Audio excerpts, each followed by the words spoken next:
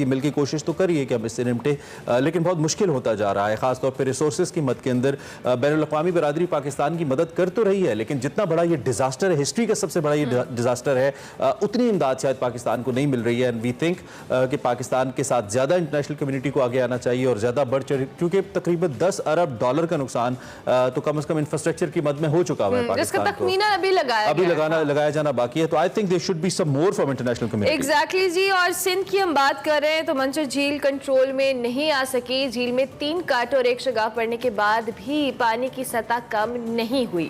झील का पानी दरिया सिंध में जाने के बजाय वापस झील में आना शुरू हो गया है, जबकि आबी रेले से तहसील 7 की 7 यूनियन काउंसिल को सफाहिस्ती से भी मिट गई हैं वो इस तमाम सिचुएशन में, और मजीद 3 यूनियन काउंसिल्स भी मुतासर होने का खदशा है। 7 के तमाम देहातों से ज़मीनी राबता कट चुका है और इसके अलावा मेहर, जूही और भान सईदाबाद के लिए भी बड़े खतरे की घंटी बज गई है। झील का पानी देहातों से हुआ इंडस हाईवे तक पहुंच गया है, जबकि 7 में हैदराबाद पुल भी बह गया है। इंडस हाईवे पे 4 किलोमीटर तक तालाब बन गई है ये इंडस हाईवे, और हाईवे पर कई बसेस, ट्रक और ट्रॉलर्स भी डूब गए हैं, जबकि लाड़काना, दादू, 7 और मेहर का जो हैदराबाद से राबता है वो भी कट गया है। इलाका मकीनों ने नकल मकानी शुरू कर दी है और मुतासरीन के हवाले से बात करें तो वे यारो मददगार नजर आते हैं। इंतजामिया की जानिब से पूछने वाला कोई नहीं है।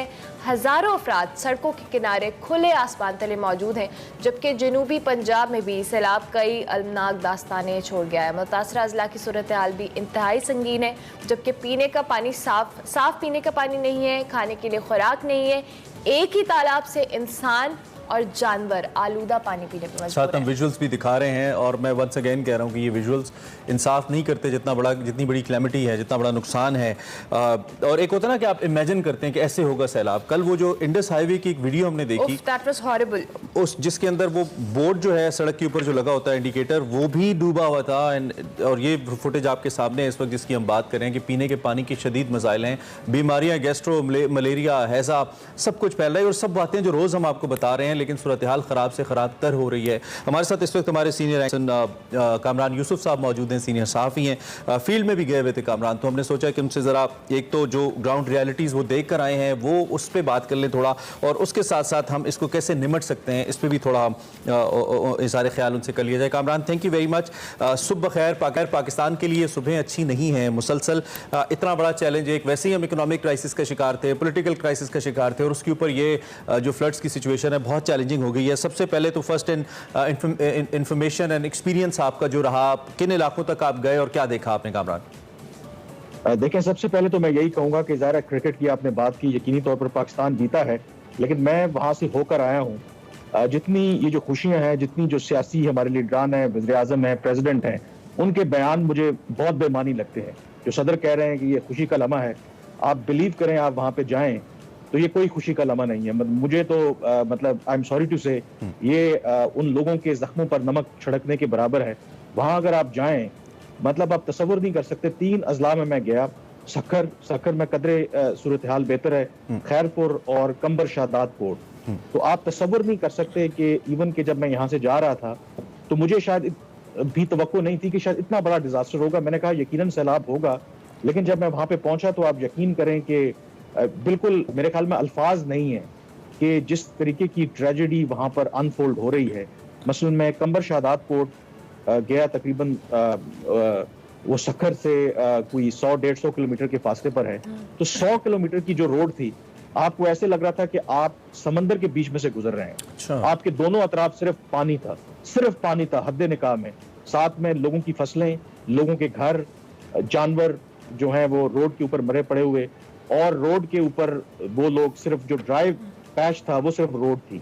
और उस रोड के ऊपर मैं उस 100 किलोमीटर पैच के अंदर, आप यकीन करें कि मुझे सिर्फ एक छोटा सा camp provincial disaster management authority का, वो भी कहीं छुप के नजर आया।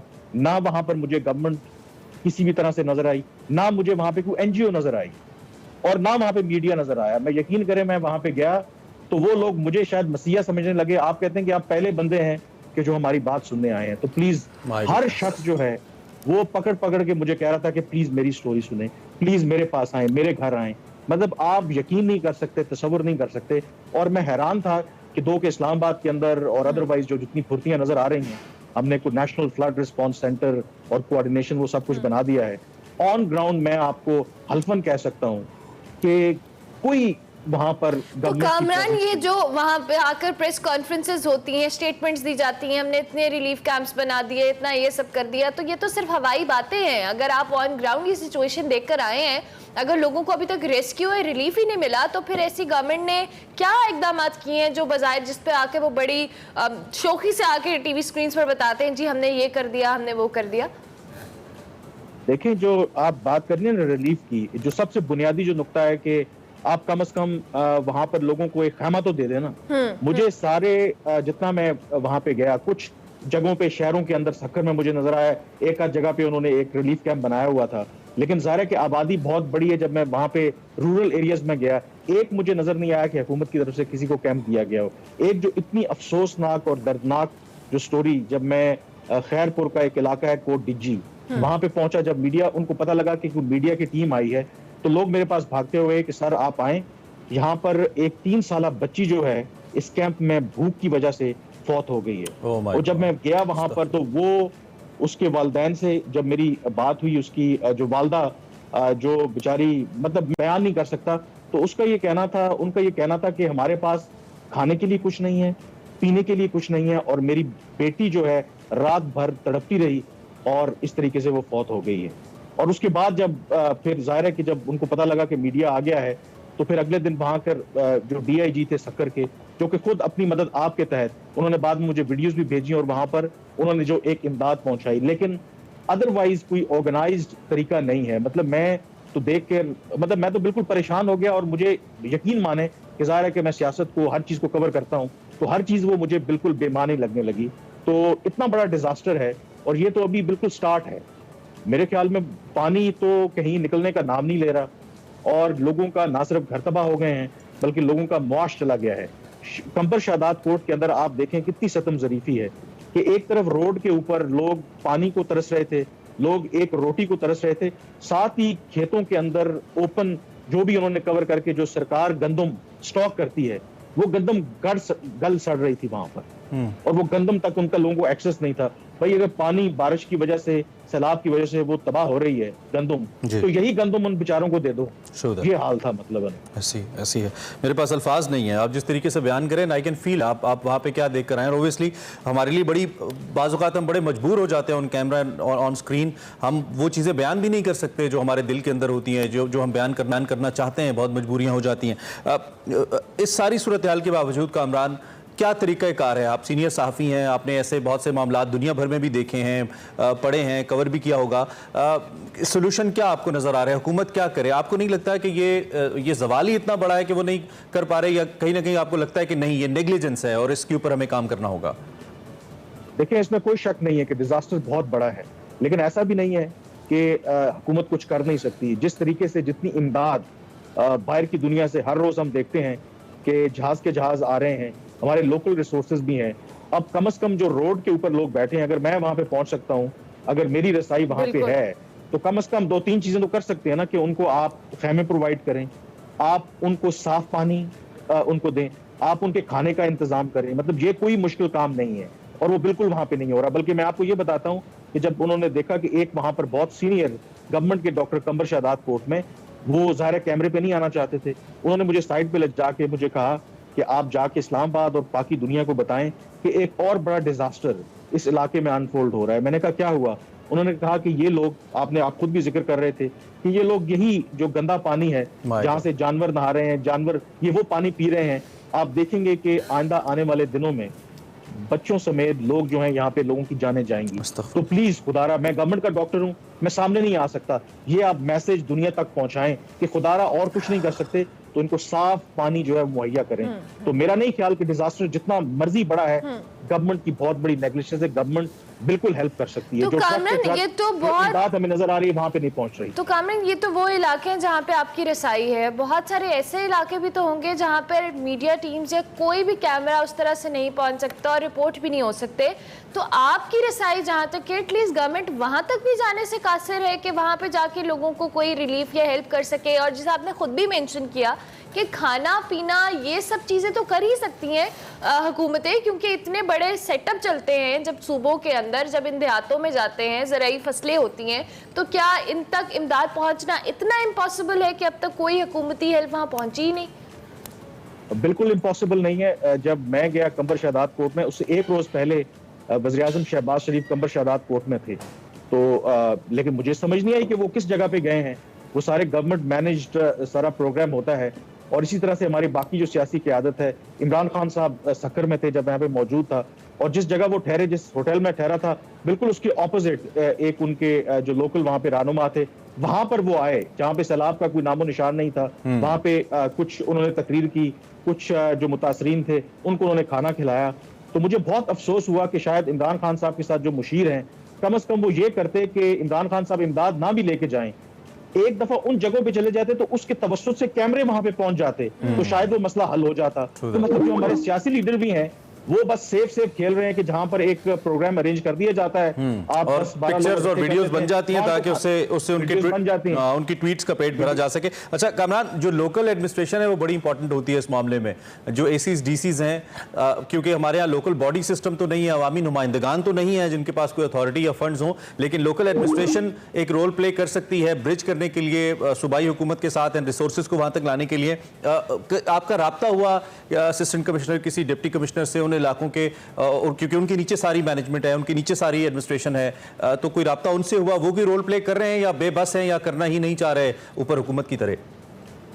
देखिए, जब मैंने कोर्ट डीजी खैरपुर में गया, वहां पर जब मैं ये वीडियो बना रहा था इस बच्ची की, तो उस वक्त 2-3 मुझे फोन जरूर आए कि देखिए जी हम कोशिश कर रहे हैं, हमने वहां पे कैंप लगाया है, इनको बोला है कि वहां पे आ जाएं। अब प्रॉब्लम ये है कि जिन लोगों के घर तबाह हो गए हैं, जिन लोगों का सब कुछ लुट गया है, तो वहां से छोड़ के आप क्या वो 50 किलोमीटर दूर वहां पे वो कैसे पहुंचेंगे?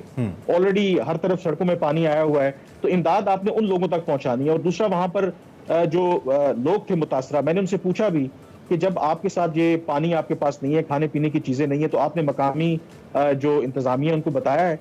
तो इतने अफसोस के साथ मुझे कहना पड़ता है कि उन्होंने कहा कि जब हम गए एसी के ऑफिस, तो उन्होंने कहा कि निकल जाओ यहाँ से। उन्होंने कहा कि राशन वहां पे पड़ा हुआ था, और उन्होंने ये भी हमें धमकी लगाई कि अगर आप मीडिया पे या बात बताओगे तो जिस जगह पे आपको ये कैंप लगा हुआ है ना, यहाँ से भी हम आपको निकाल देंगे यहाँ से।